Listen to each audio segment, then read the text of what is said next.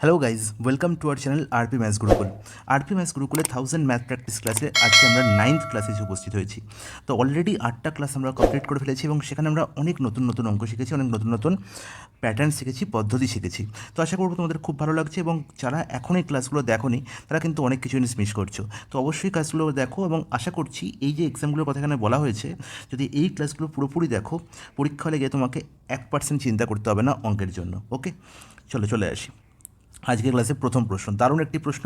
যদি দ্বিঘাত সমীকরণের 5x² + 13x + k = 0, এটি একটি দ্বিঘাত সমীকরণ যার কি বলা হয়েছে না বীজদ্বয় একে অপরের অনন্যক, তাহলে কে এর মান কত হবে? ডাইরেক্ট আমি দেখেই প্রশ্নের আনসার দাগ দেবো 5। কী করে? যদি একটি দ্বিঘাত সমীকরণ আমরা এরকম দেখি ax² + bx + c = 0, যেখানে দুটো বীজ বা রুট আলফা এবং বিটা, তাহলে আমরা বলতে পারি যে আলফা এবং বিটার গুণফল কার সঙ্গে সমান হয় না c/a এর সঙ্গে সমান হয়। Is not it? বলবে হ্যাঁ একদম ঠিক, আপনি তো আগেই বলেছেন। তাহলে এবার দেখো, যদি এই কনসেপ্ট কারো জানা থাকে এবং এখানে বলা আছে যে দুটি বীজের মধ্যে রিলেশন কি, এরা একে অপরের অনন্যক, তার মানে আলফা এবং বিটার গুণফল কত না আলফার বিটার গুণফল হচ্ছে 1। যখন দুটি সংখ্যা একে অপরের অনন্যক হয় তাদের গুণফল হয় 1। যেমন ধরলাম এক্স, এর অনন্যক কত 1/x। আচ্ছা, এদের গুণফল কত হবে? এক্স আর এক্স ক্যান্সেল আউট হয়ে গেল, পড়ে রইল কি 1। তার মানে যে কোনো একটি সংখ্যা এবং তার অনন্যকের গুণফল সবসময় 1 হয়।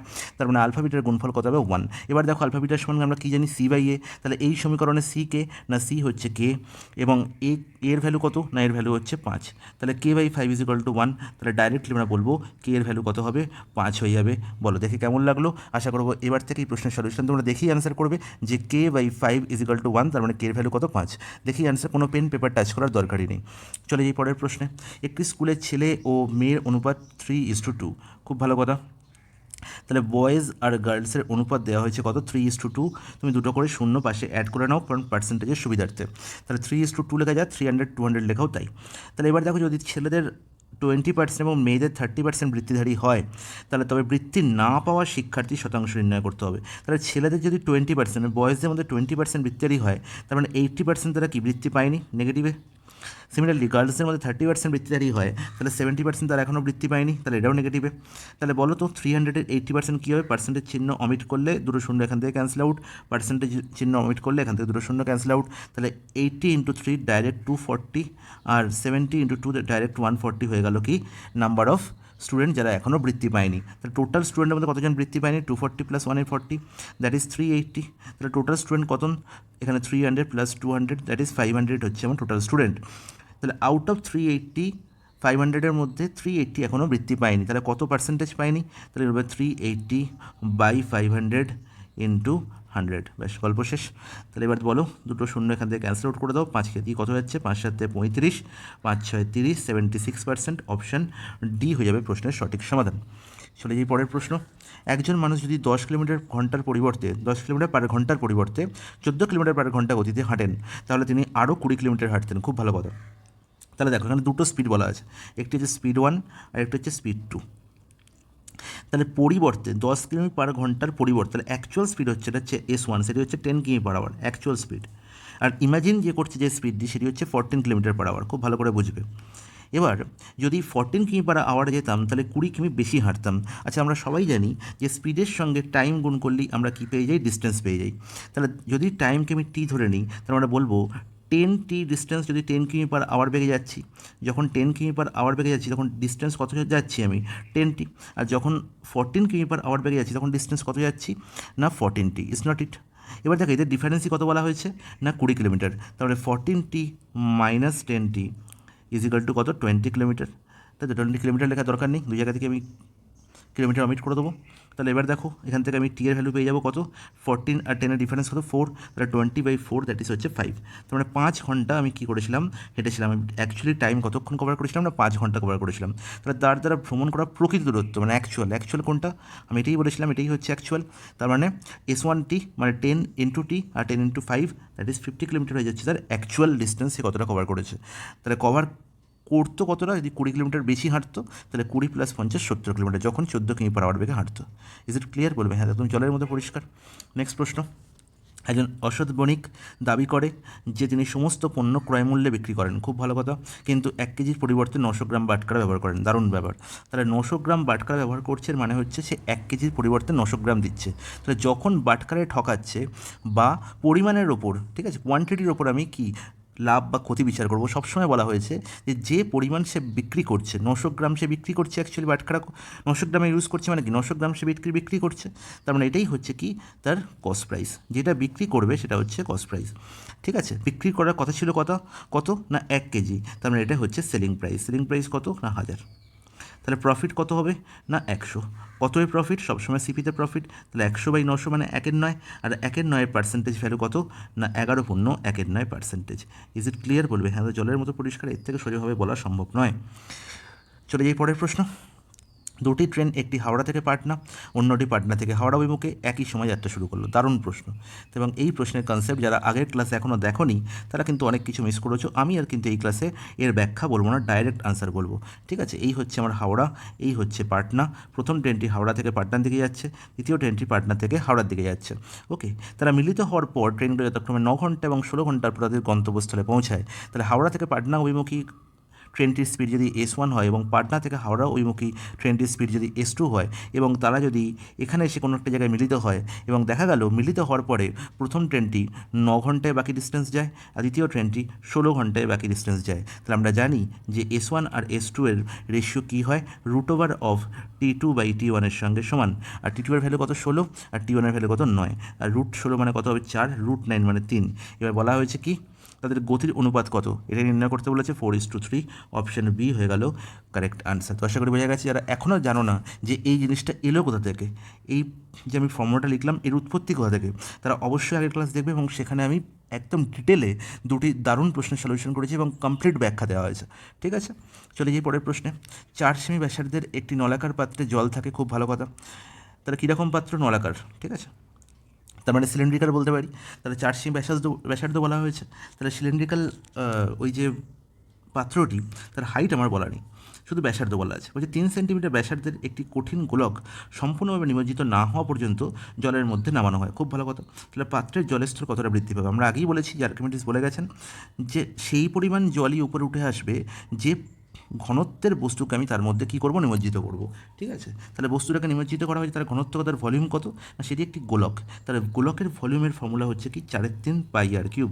তাহলে 4/3π, এখানে কী বলা হয় 3 সেমি ব্যাসার্ধ মানে আর ভ্যালু কত 3, তার মানে 4/3π3r³। তাহলে এত ভলিউমের জল ওপরে উঠে আসবে, এত ভলিউমের জলটা উপরে, কিন্তু সেটা কোন পাত্রে আছে, সেটা তো আছে সিলিন্ডারের মধ্যেই। তাহলে সেই পরিমাণ জলের ঘনত্ব কত, তাহলে সেই পরিমাণ জলের ঘনত্ব হচ্ছে আলটিমেট πr² এইচের সঙ্গে সমান।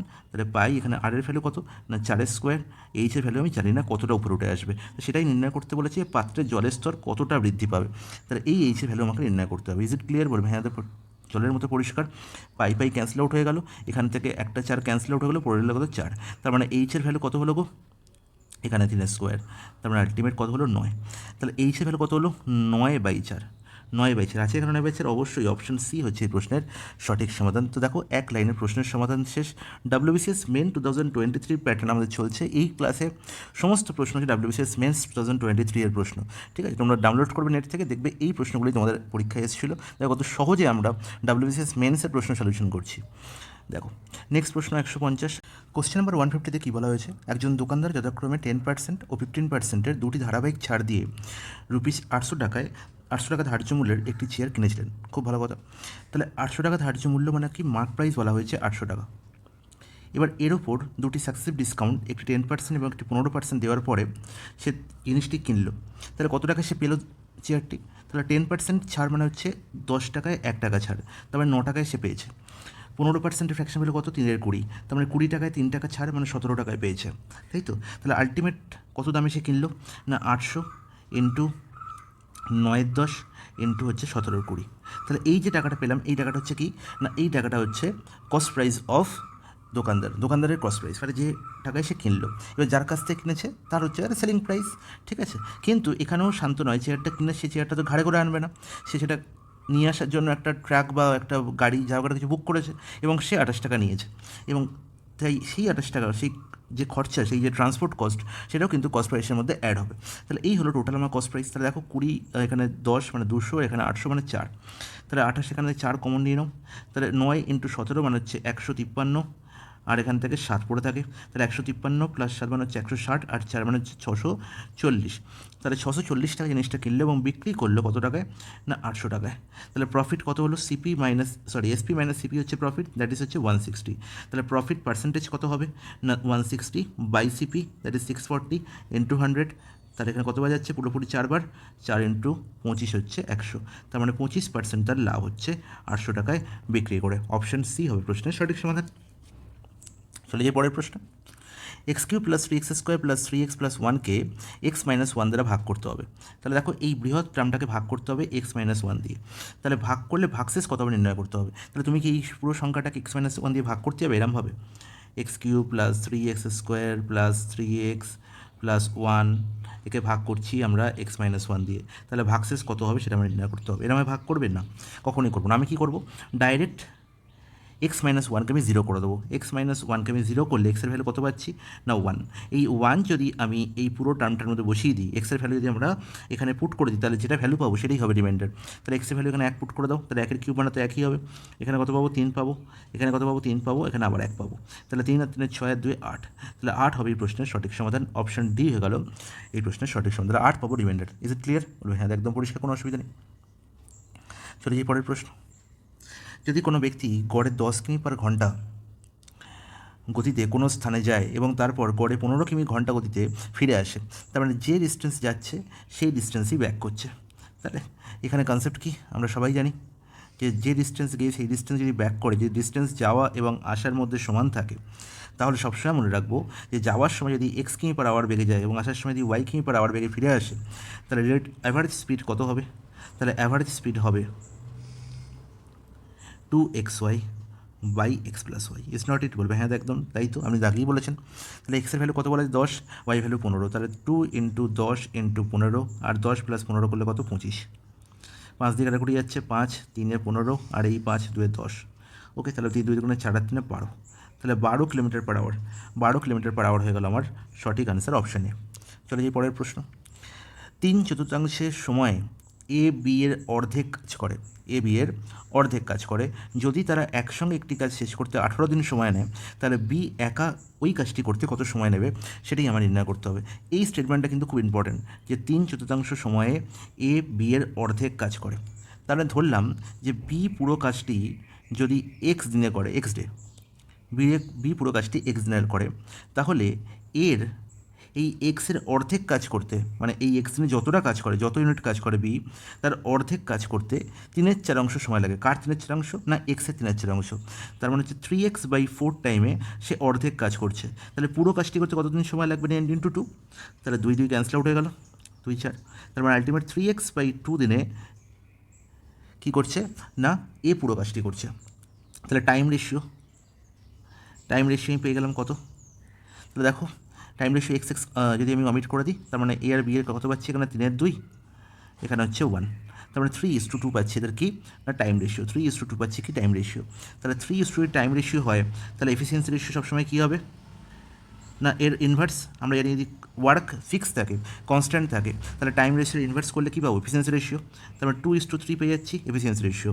কী বলা হয়েছে, না যদি তারা একসঙ্গে একটি কাজ শেষ করতে 18 দিন সময় নেয়, তাহলে 2 + 3 5 ইউনিট তারা একসঙ্গে 5 ইউনিট কাজ করছে তারা একদিনে, তাই তো? একসঙ্গে কাজ করলে 5 ইউনিট কাজ হয় একদিনে।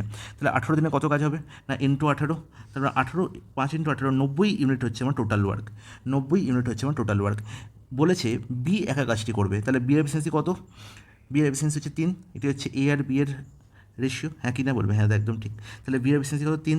তাহলে 90 ইউনিট ওয়ার্ক, 3 এফিসিয়েন্সি নিয়ে কদিন সময় লাগবে, 3 হবে 90/3 efficiency by total work by efficiency. তাহলে 90/3 করলে হবে 30 দিন সময় লাগবে বিয়ের পুরো কাজটি করতে। অপশন এ হয়ে গেল প্রশ্নের সঠিক সমাধান। তো এই জায়গাটি বোঝা কিন্তু খুব জরুরি এই ধরনের প্রশ্নে। Is it clear? বলবে হ্যাঁ একদম পরিষ্কার। নেক্সট প্রশ্ন, 1/a plus B plus X is equal to 1/a plus 1/b plus 1/x, X not equal to 0, তাহলে এক্সের ভ্যালু কত? তো এই যে প্রশ্নটি আমরা অনেক রকম উপায়ে করতে পারি। আমরা ডিটেলে এটাকে সলভ করতে পারি, দিয়ে সেখান থেকে আমরা এক্সের ভ্যালু নির্ণয় করতে পারি, কিন্তু না, আমরা করবো না। কারণ কি, আমার এই চারটে অপশান, এই ব্রহ্মাস্ত্র, একে আমাকে কোনো রকমভাবে অ্যাপ্লাই করতে হবে আমাকে যদি চাকরি পেতে হয়।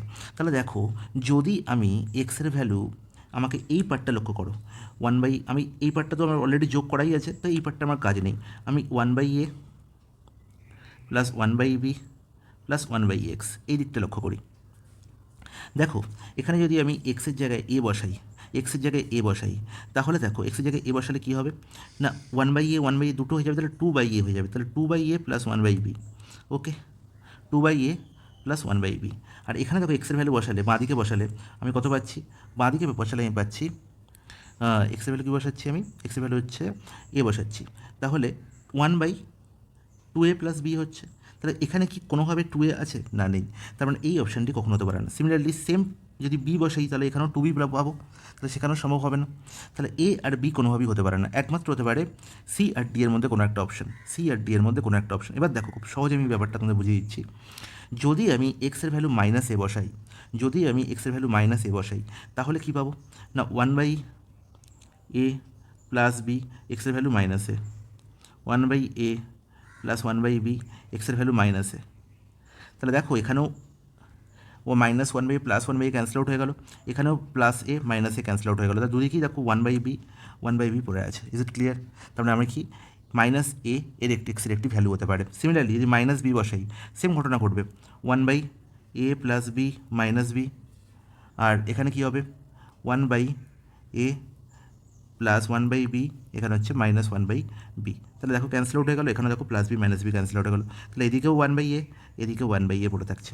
তার মানে মাইনাস এ মাইনাস বি হতে পারে এক্সের ভ্যালু। এ আর বি বসালে সিমিলারলি 2a 2b আসবে, তাহলে সেটাও কোনোভাবে সম্ভব হবে না। তাহলে একমাত্র অপশন সি করবে স্যাটিসফাই এই পুরো ইকুয়েশনটাকে। তাহলে যে ভ্যালু স্যাটিসফাই করবে সেটাই হবে আমার আনসার। তাহলে অপশন সি হয়ে গেল কারেক্ট অ্যান্সার। চলে যাই পরের প্রশ্ন। কোশ্চেন নাম্বার 155-এ কী বলা হয়েছে, এ এবং বি 2:3 অনুপাতে বিনিয়োগ করে একটি অংশীদারি ব্যবসা শুরু করে। খুব ভালো কথা। তাহলে এ আর বি কী করছে না, একটি অংশীদারি ব্যবসা শুরু করছে। তাহলে ইনভেস্টমেন্ট রেশিও বলা হয়েছে, ইনভেস্টমেন্ট কত, কী অনুপাতে করছে না, 2:3 অনুপাতে, মানে 2 ইউনিট যদি এর টাকা হয়, 3 ইউনিট বি করেছে বিনিয়োগ। বললো 6 মাস পরে সি বি এর সমান অর্থ নিয়ে অংশীদারি ব্যবসাতে যোগ দেয়। খুব ভালো কথা। তাহলে এই লাইনটি হচ্ছে খুব ইম্পর্টেন্ট। 6 মাস পরে সি বি এর সমান অর্থ নিয়ে অংশীদারি ব্যবসাতে যোগদান করে। তাহলে সি এলো, সি কিন্তু 6 মাস পরে এসছে, কিন্তু বি এর সমান মানে 3 ইউনিট নিয়ে এসছে। এবার দেখা গেল না, 1 বছর শেষে লাভ এ বি সি এর মধ্যে ভাগ করতে হবে। তাহলে আমরা জানি যে প্রফিট কী করে পাই না, প্রফিট আমরা পাই ইনভেস্টমেন্ট ইনটু টাইম করে। তাহলে এর টাকা একদম প্রথম দিন থেকেই বিনিয়োগ হয়েছিল, মানে পুরো 12 মাস, 1 বছরের মধ্যে 12 মাস পুরো কেটেছে। বি এর টাকাও পুরো 12 মাস কেটেছে, কিন্তু 6 মাস পরে সি এসেছে, মানে সি এর টাকা অনলি 6 মাস কেটেছে, অনলি 6 মাস। তাহলে এই প্রফিট রেশিও যখন করতে যাবো, তার আগে আমার এখানে প্রফিট না, টাইম, ইনভেস্টমেন্ট পর টাইম। তাহলে টাইম আমি কী পেলাম, টাইম রেশিও আমরা কী পেলাম না, 12:12:6। তাহলে 6 দিকে কাটাকুটি যাচ্ছে, এখানে 2, এখানে 2, এখানে 1। তাহলে আমি পেয়ে গেলাম টাইম রেশিও। আমরা জানি যে প্রফিট আমরা কী করে পাবো না, ইনভেস্টমেন্ট ইনটু টাইম করে। তাহলে 2 দুগুণে কত, 4, 3 দুগুণে কত হবে 6, আর 3 1-কে কী হবে 3। তাহলে এই হয়ে গেল আমার profit ratio, direct 4:6:3, option B হয়ে যাবে প্রশ্নের সঠিক সমাধান। তো বলো, এই সেম প্যাটার্নের প্রশ্ন আমি আগেও একটি করেছি, সেখানে কী ছিল, এই টাইমটা একই ছিল প্রত্যেকের ক্ষেত্রে, কিন্তু এখানে শুধু টাইমটা আলাদা আলাদা। ঠিক আছে, চলে যাই পরের প্রশ্ন। 4 × 5^x = 500 হয়, তাহলে x^x এর মান কত? খুব ভালো কথা।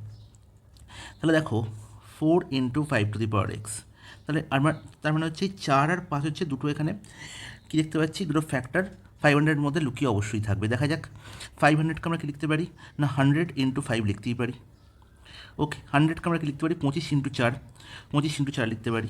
তোমরা আলটিমেট 4 × কী লিখবো না, 5 স্কোয়ার। আর এই 5 স্কোয়ারের 5 গুণ করে কী হবে, 5-এর কিউব।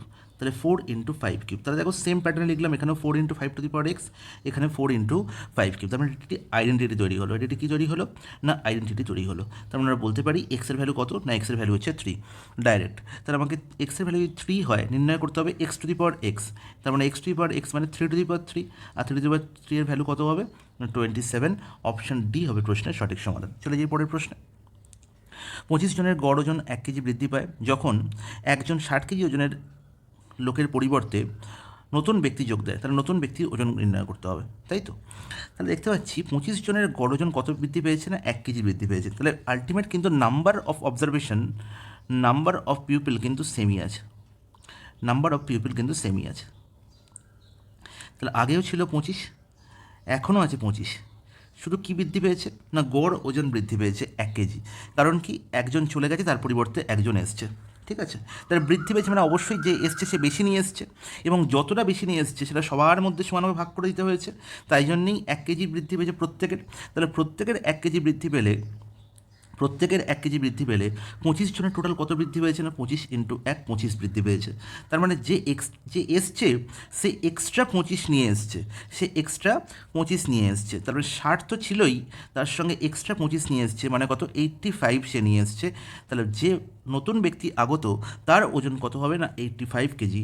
অপশন ডি হবে প্রশ্নের সঠিক সমাধান। বোঝা গেল? বলবে হ্যাঁ খুব সুন্দর বোঝা গেছে, একদম কনসেপ্ট বেসড প্রশ্ন, ঠিক আছে? কনসেপ্ট জানা থাকলে প্রশ্নের সমাধান করতে বেশি সময় লাগবে না। নেক্সট প্রশ্ন, কোশ্চেন নাম্বার 150-তে কী বলা হয়েছে? 25 সেন্টিমিটার ব্যাসের একটি নলাকার জলাধার জলে পূর্ণ। আচ্ছা নলাকার মানে আমি কী বুঝবো না সিলিন্ডার বুঝবো, তাই তো? তাহলে সিলিন্ডারের কী বলা হয়েছে? ব্যাস বলা হয়েছে 25 সেন্টিমিটার, তাহলে ব্যাসার্ধ কত হবে না 25/2, তাহলে 25/2 হয়ে যাবে রেডিয়াস। এবার এই জলাধার থেকে কী হয়েছে না 11 লিটার জল তুলে নেওয়া হয়েছে, যে বন্ধ করা হয়েছে ওই কথাটা এখানে ভুল বলা হয়েছে, এটি হবে 11 লিটার জল তুলে নেওয়া হয়েছে, ঠিক আছে? তুলে নেওয়া হলো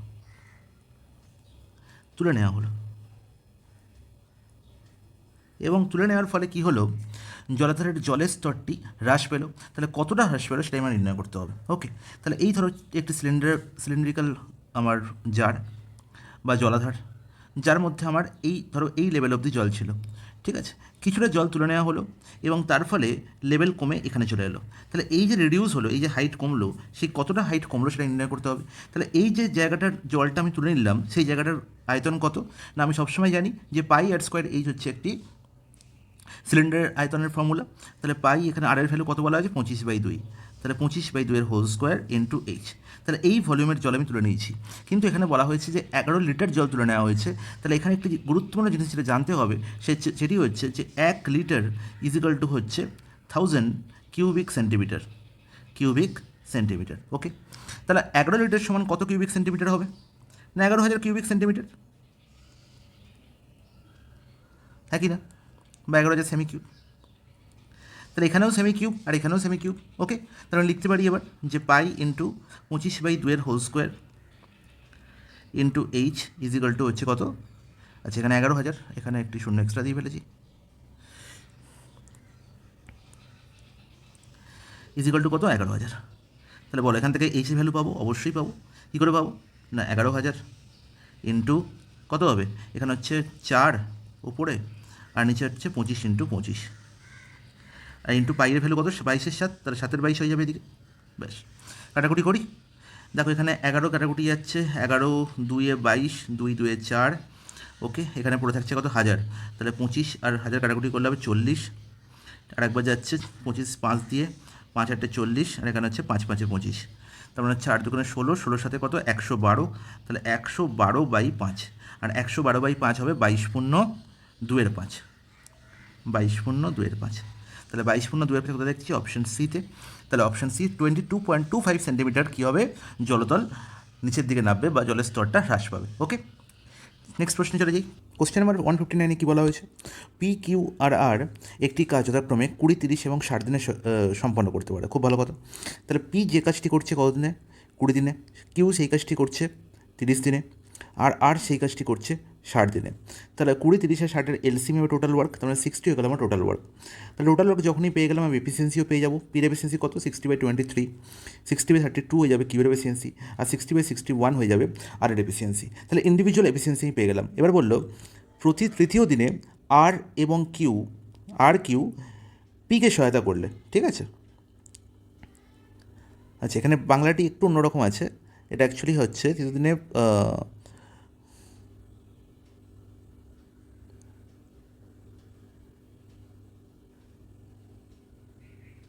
হ্যাঁ, এখানে অবভিয়াসলি এটা এরকম হবে, এটা একটু ভুল আছে।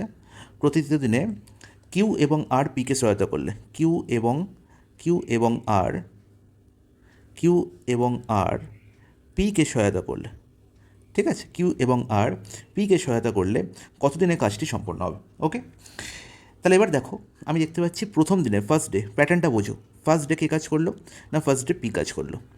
সেকেন্ড ডে কে কাজ করলো, না সেকেন্ড ডেতেও পি কাজ করলো। থার্ড ডেতে এসে দেখতে পাচ্ছি না পিকে সাহায্য করার জন্য কিউ এবং আর উঠে এসছে। তাহলে এই প্যাটার্নটি চলতেই থাকছে। ফার্স্ট দিনে পি কাজ করছে, সেকেন্ড দিনে পি একা কাজ করছে, থার্ড ডেতে এসে পি কিউ আর একসঙ্গে কাজ করছে। আবার দেখবো সেম, ফোর্থ ডেতে কী দেখবো, পি কাজ করছে, ফিফথ ডেতে আবার দেখবো পি কাজ করছে, আবার সিক্স ডেতে গিয়ে দেখবো পি কিউ আর একসঙ্গে কাজ করছে। তাহলে এই যে প্যাটার্ন, তিন দিনের এই যে প্যাটার্ন চলতেই থাকছে। তাহলে প্রত্যেক 3 দিনে কত ইউনিট কাজ হচ্ছে? প্রথম দিন ফার্স্ট ডেতে পি কত ইউনিট কাজ করছে? 3 ইউনিট। সেকেন্ড ডেতেও পি 3 ইউনিট কাজ করছে। তারা একসঙ্গে করলে কত ইউনিট কাজ করছে? 3 + 2 + 1 মানে হচ্ছে 6 ইউনিট ওয়ার্ক। তার মানে টোটাল 12 ইউনিট ওয়ার্ক হচ্ছে। টোটাল 12 ইউনিট ওয়ার্ক হচ্ছে কত দিনে? না 3 দিনে, ইন 3 ডেজ। তাহলে কত ইউনিট ওয়ার্ক করতে হবে টোটাল? 60 ইউনিট ওয়ার্ক করতে হবে টোটাল ওয়ার্ক। তাহলে 60 ইউনিট ওয়ার্ক করতে কতদিন সময় লাগবে আমার নির্ণয় করতে হবে। যখন দেখবো এটার পুরোপুরি মাল্টিপল, দেখো 12 ডাইরেক্ট মাল্টিপল 60, তখন কোনো অসুবিধা নেই। যদি ডাইরেক্ট মাল্টিপল না হয় তখন একটু প্রবলেম হবে, তখন সেই প্যাটার্নের প্রশ্ন আমি পরের দিন আবার দেখাবো, ঠিক আছে, সেখানে কী ধরনের সলিউশন হবে, ঠিক আছে। তাহলে ডাইরেক্ট এখানে মাল্টিপল দেখতে পাচ্ছি 12, মানে 5 গুণ আমার কাজ বেড়েছে, তাহলে টাইমও 5 গুণ লাগবে। তাহলে 5 × 3 কত হবে? 15 দিন সময় লাগবে 60 ইউনিট ওয়ার্ক কাজ করতে এই প্যাটার্নে। তখন অপশন বি হবে প্রশ্নের সঠিক সমাধান। বোঝা গেল? বলবে হ্যাঁ, দেখো সুন্দর বোঝা গেছে। চলে যাই পরের প্রশ্ন, কোশ্চেন নম্বর 160। বলছে একটি নদীর ওপর বি হলো এ এবং সি উভয় প্রান্ত থেকে সমান দূরত্বে।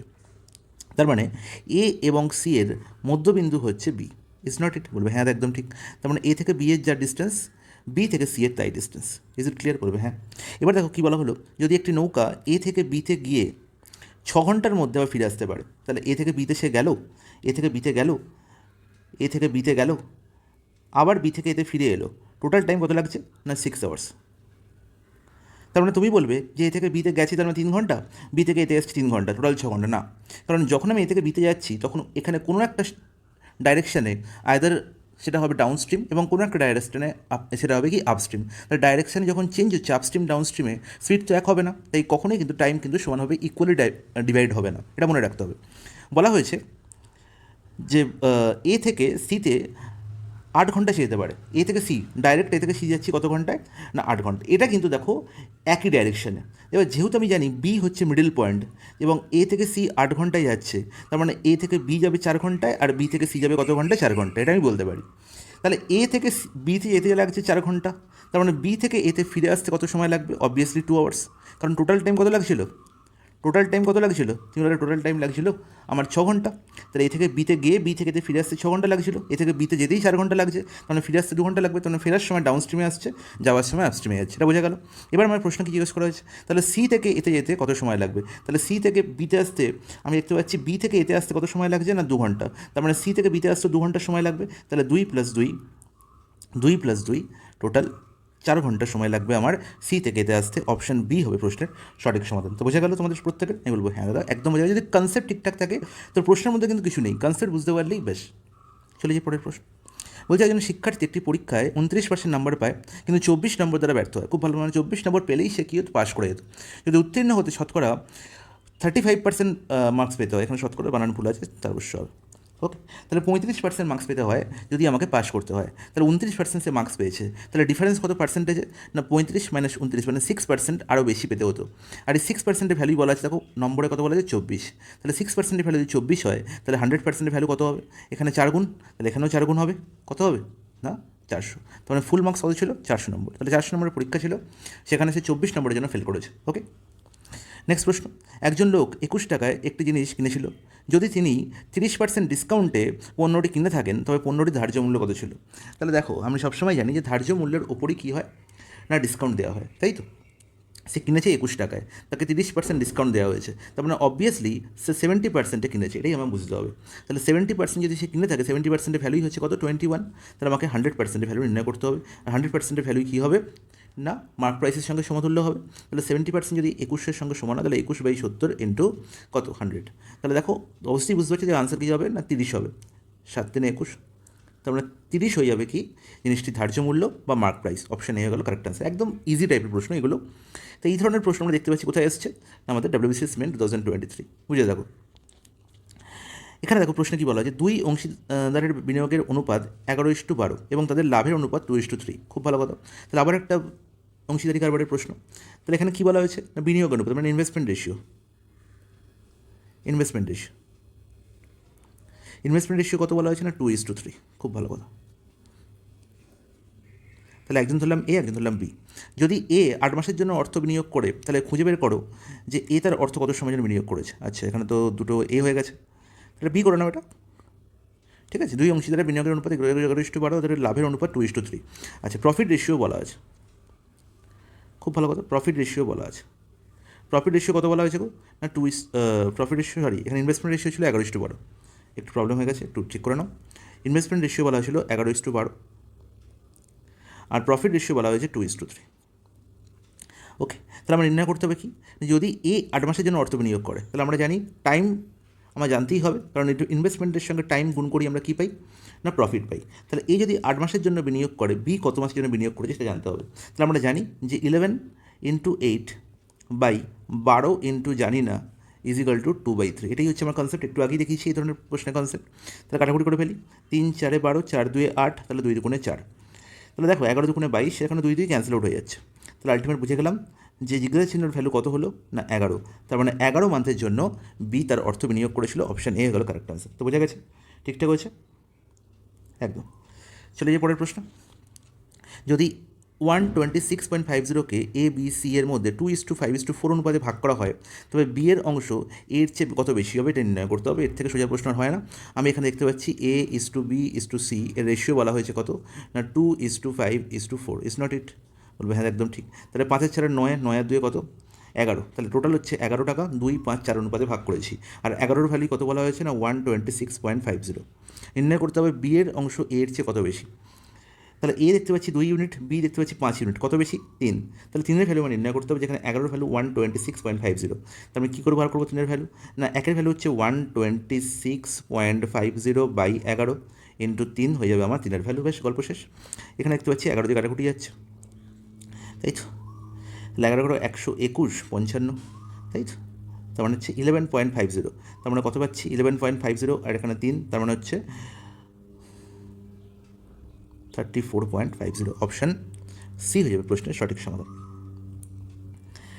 চলে যাই পরের প্রশ্ন। এ এবং বি একটি কাজ 8 দিনে করতে পারে। খুব ভালো কথা। এ এবং বি একটি কাজ করছে 8 দিনে। বি এবং সি একই কাজ করছে 12 দিনে। এ বি সি একসঙ্গে 6 দিনে এটি শেষ করতে পারে। তার মানে এ বি সি একত্রে কাজটি করছে কত দিনে 6 দিনে। এ এবং সি একসাথে কত দিনে করবে সেটা নির্ণয় করতে হবে বলো। তাহলে আমি দেখতে পাচ্ছি এখানে 3টে টাইম দেওয়া হয়েছে, তাহলে এলসিএম হবে কি টোটাল ওয়ার্ক। কনসেপ্ট একই। টোটাল ওয়ার্ক কত না 6 12 8-এর এলসিএম হচ্ছে কত 24। তার মানে এ আর বি এর মিলিত এফিসিয়েন্সি কত 3, বি আর সি এর মিলিত এফিসিয়েন্সি কত 2, আর এ বি সি এর মিলিত এফিসিয়েন্সি কত 4। It's not it? বলবে হ্যাঁ একদম তাই। তুমি দেখো এখানে এ আর বি এর এফিসিয়েন্সি মিলিত এফিসিয়েন্সি কত 3 আর এ বি সি এর মিলিত এফিসিয়েন্সি কত না 4। তার মানে অবশ্যই বুঝতে পারছি এ আর বি এর এফিসিয়েন্সি তো 3, তাহলে এর সঙ্গে জাস্ট 1 যোগ করলেই তো 4 হয়ে যাবে, টোটাল 4 হয়ে যাবে। তার মানে সি এর এফিসিয়েন্সি কত পেয়ে গেলাম 1। তাহলে সি এর এফিসিয়েন্সি যদি 1 হয় তাহলে বি এর এফিসিয়েন্সিও 1, আর এর এফিসিয়েন্সি কত হবে তাহলে এখানে দেখো সি এর এফিসিয়েন্সি কত পেলাম 1। তাহলে সি এর এফিসিয়েন্সি যদি 1 হয়, দেখো এখানে আমি জাস্ট কালারটা চেঞ্জ করে নিই তাহলে এবার বুঝতে পারবে। সি এর এফিসিয়েন্সি যদি 1 হয় তাহলে দেখো এখানে বি আর সি এর মিলিত এফিসিয়েন্সি হচ্ছে 2, তাহলে সি এর এফিসিয়েন্সি 1 লিখি তাহলে বি এর এফিসিয়েন্সি কত হবে 1। আর এ আর বি এর মিলিত এফিসিয়েন্সি 3, বি এর এফিসিয়েন্সি যদি 1 লিখি তাহলে এর এফিসিয়েন্সি কত হবে 2। বোঝা গেল? তাহলে নির্ণয় করতে হবে এ এবং সি একসাথে এটি কতদিনে করবে। তাহলে এ প্লাস সি এর মিলিত এফিসিয়েন্সি কত না এ এর এফিসিয়েন্সি আমি পেয়ে গেছি 2 আর সি এর এফিসিয়েন্সি পেয়ে গেছি 1, তার মানে মিলিত এফিসিয়েন্সি হচ্ছে 3। তাহলে 3 এফিসিয়েন্সি নিয়ে 24 ইউনিটে কাজ করতে সময় লাগবে 24/3 8 ডেজ। অপশান ডি হবে প্রশ্নের সঠিক সমাধান। তো আশা করি প্রত্যেকে বুঝতে পেরেছে।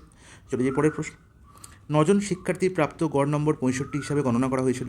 পরে দেখা যায় যে একজন শিক্ষার্থীর নম্বর 67 এর পরিবর্তে 76 হিসেবে ভুলভাবে পড়া হয়েছিল। সঠিক গড়টি কত? একই প্রশ্ন, একই কনসেপ্ট। 9 জন শিক্ষার্থী, এখানে 9 নাম্বার অফ স্টুডেন্ট কিন্তু আনচেঞ্জ, ঠিক আছে। প্রাপ্ত গড় নম্বর কত ছিল না 65।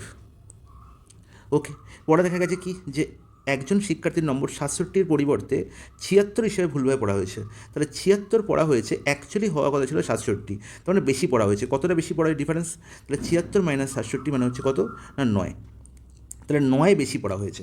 তাহলে এই যে 9-এর বোঝা, এই 9-এর বোঝা সবাইকে কী করতে হবে? কাঁধে নিতে হবে। তাহলে 9-এর বোঝা 9 জনের মধ্যে কাঁধে নিলে প্রত্যেকে কাঁধে কত করে যাবে? 1 করে যাবে। তাহলে প্রত্যেকে কাঁধে 1 করে যাওয়া মানে কি আমার 1 অ্যাভারেজ থেকে মাইনাস করতে হবে। তাহলে অ্যাকচুয়াল অ্যাভারেজ কত হবে? 65 মাইনাস 1, দ্যাট ইজ 64।